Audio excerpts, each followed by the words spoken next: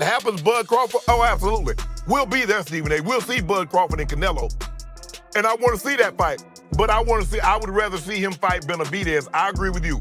Ending punches, like just the whole stat. Crawford is leading.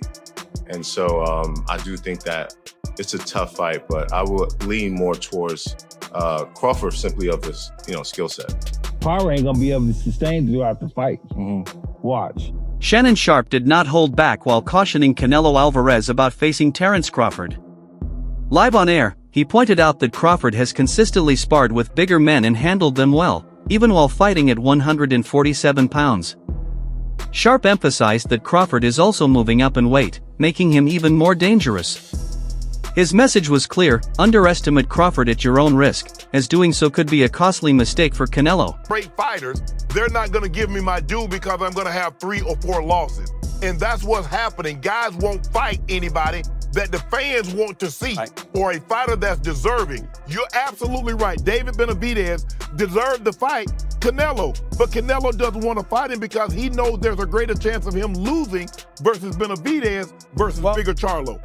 And so that's what. Now, am I gonna go see the if it happens, Bud Crawford? Oh, absolutely. We'll be there, Stephen A. We'll see Bud Crawford and Canelo, and I want to see that fight. But I would rather see him fight Benavidez. I agree with you. A fighter reflects on the current landscape, expressing frustration that great fighters often don't receive their due because they may suffer a few losses. He states that fighters avoid facing opponents fans want to see or who are truly deserving. Specifically, he notes that David Benavidez deserved a shot at Canelo, but Canelo avoids him, fearing a loss compared to taking easier fights like Charlo. The fighter affirms his interest in witnessing Crawford versus Canelo, though he believes Benavidez is the more deserving fight and expresses a preference to see that matchup. For instance, when he fought the guy that he lost to just recently. Bivol, yeah. Shout out to Bivol. He wasn't really able to find that niche there, but in Spurs, you can see him adapting, right? And so the biggest difference between Bivol and Crawford is the size difference in the power. Even though Bivol was an ultimate boxer, he still was able to keep him off him with the sheer power and strength. But with Crawford, I think that it'll be challenging for Canelo to get around the skill set, but it wouldn't be challenging for him to be able to endure the pain. And so that's what Canelo, because the mindset too is, if you can't hurt me, no matter what you do, I'm gonna keep coming forward. So if Canelo can adapt that mindset, take the shots, because he's gonna be throwing, and if you look at the stats too, in terms of punch output, in terms of landing punches, like just the whole stat, Crawford is leading. And so I do think that it's a tough fight, but I will lean more towards Crawford simply of his, skill set. Is this the biggest fight for his legacy? If obviously he wins, I think. Crawford. Yes, yeah. I think it would be the biggest win. But given the fact that a lot of people, I think, expect Canelo to win because of the weight, where do you rank this in comparison to that huge fight with Errol Spence? So if Canelo wins, it would be one of his most top tier wins, but it would also be expected. So I don't know if it would take the umph off of it, rather the other way around, because of the size difference and what all Canelo has been accomplishing for the last however many years, Daniel Jacobs analyzes both fighters' technical qualities, highlighting Canelo's power and experience. However, he notes that Crawford's diverse skill set makes him an unpredictable and dangerous opponent. Jacobs points out Crawford's ability to switch styles mid-fight, confounding opponents with his reflexes and ring IQ. He believes that while Canelo has proven toughness against heavy hitters like Golovkin, facing Crawford's speed, precision, and tactical intelligence presents an entirely different challenge, one that favors Crawford's superior skill. You need to put that pressure on himself. He's done what no one's ever done before. 2-time undisputed world champion. So why not just enjoy? But obviously you want to go for that next challenge. Now for him, he wants to go for that Canelo. I would advise him not to go for that. Yeah. But if he's the man and he knows how good he is himself. So I can't really say to him that do this or do that. So really, he believes in his skills. He feels he believes in his skill. Yeah. We can't answer for him. Yeah. We let him go and do it. You know what I'm saying? and we all might be wrong. Yeah. He might be even stronger than Canelo. He might pack the weight on well. That he might do really well in there. So look, regardless, you fought them both. Like, what are the differences between them? Obviously, it's weight. Canelo's strong and he's easily hit. Very easily hit, very easily. Yeah. Compared to when I fought against Crawford, I couldn't even hit clean. Yeah. So really, that's the difference. And they both hit hard. Yeah. Because and you can see the strength. You know, when I was fighting against Crawford, I didn't think Crawford was that strong, but when he kind of moved me around a little bit, he is very strong as well. So look, yeah. But why does he need to give that much weight? He's pound for pound #1 in the world. Why does he have to go up and fight Canelo? I don't prove anything. Canelo would say payday, but Crawford wants to be 3-time undisputed. And if he does that, oh my goodness. Wow, I mean, that would be unreal. But look, if he believes in himself, yes, go for it. Yeah. But don't do it if he's got second thoughts. If he's got second thoughts, don't do it. If he has to be 100% confident, and listen, I'll even go and help him for that if I have to. Oh, yeah? You know what I mean? Because look, I love Crawford. I think he's a lovely guy. Because I got to know him when I trained with him away from the boxing ring, away from boxing, and the guys, these are diamonds. You know what I mean? So if I can help him in any way, I'd love to do that. But look, but if I was him, just enjoy what you've got now, and don't take no risks. I think you just got to watch the Bivol blueprint, the in and out. Been a lot of fighters getting stick now for being runners, Tom and Jerry and whatnot. But stick to what you're good at. Oladipo Depot emphasizes Crawford's unique ability to inflict damage without relying solely on brute force. He believes Crawford's timing and accuracy allow him to land unexpected, highly effective shots. Oladipo argues that Canelo, though durable, can be outmaneuvered by disciplined fighters who avoid slugfests. Crawford's patience and strategic approach make him a favorite in this matchup, blending intelligence with precision. Oladipo's assessment underscores that Crawford's style could exploit Canelo's durability, making him the likely winner. People don't understand. He got your box and he's smart. Yes. He don't waste no punches, man. They won't waste punches. And he really smart, man, when it comes to that boxing game. But it was me and I'm training him. Yeah. I would have him frustrating Canelo.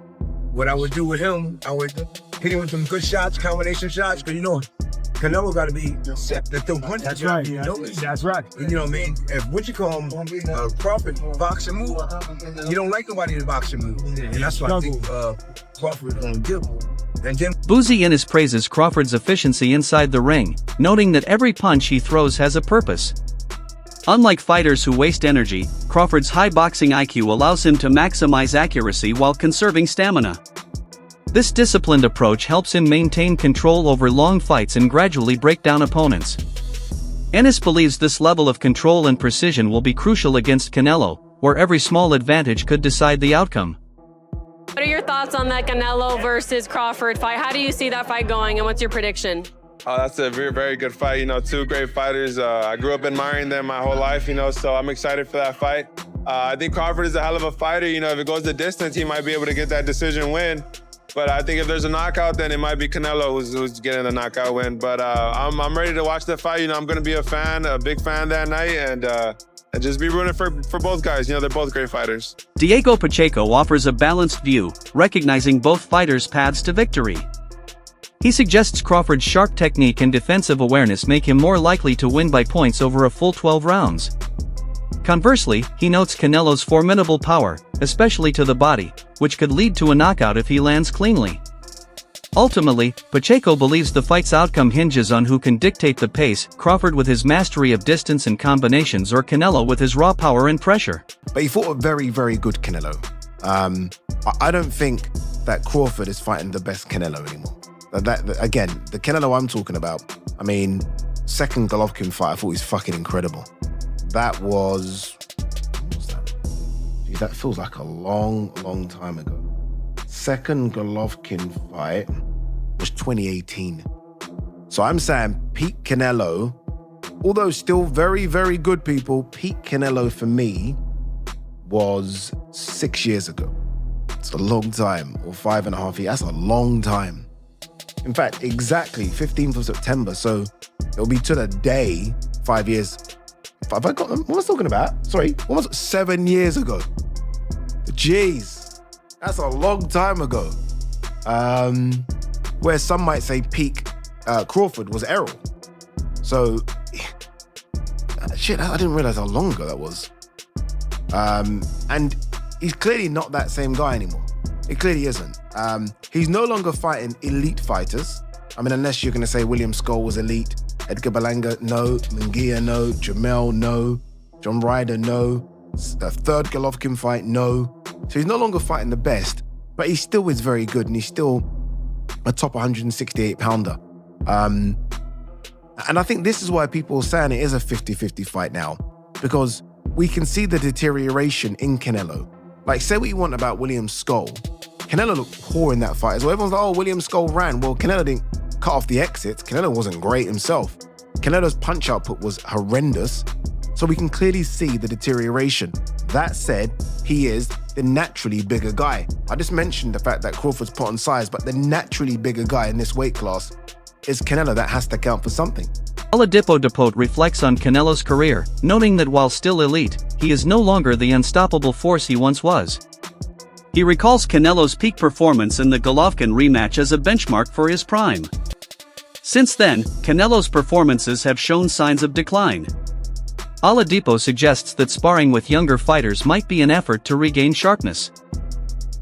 He questions if Canelo's current form is enough to handle Crawford, implying that experience alone may not compensate for the natural athletic decline. You know, I think that Crawford has the ability to outbox Canelo. You gotta look at it. And then Canelo's older. Crawford has the ability, but he's small, you know, and he can look bigger Crawford could look bigger in the weigh-ins and all that stuff, but it's always a difference. When you get that fight with somebody, you can tell. Same thing with Jamel. Jamel fought him, the twin. He fought Crawford, and in all the stuff, the weigh-ins and the press conference, Jamel looked like the bigger man. You know, his head, his neck, everything looked bigger. But when they got in the fight, you can tell. You can see who really was the bigger man. And I think that's the same thing. Crawford is putting on weight, but it's not weight. Like Canelo had the weight already. He doesn't have to put on muscle. He doesn't have to do that. He's already big like that. But I think that Crawford does have the style. He does have the style to beat him. If you look at the people that beat him or gave him troubles, Irislan, DeLaura, Austin Trout, Floyd, and Bivol. You know, they gave him trouble and stuff like that. And Skull moved around a little bit too.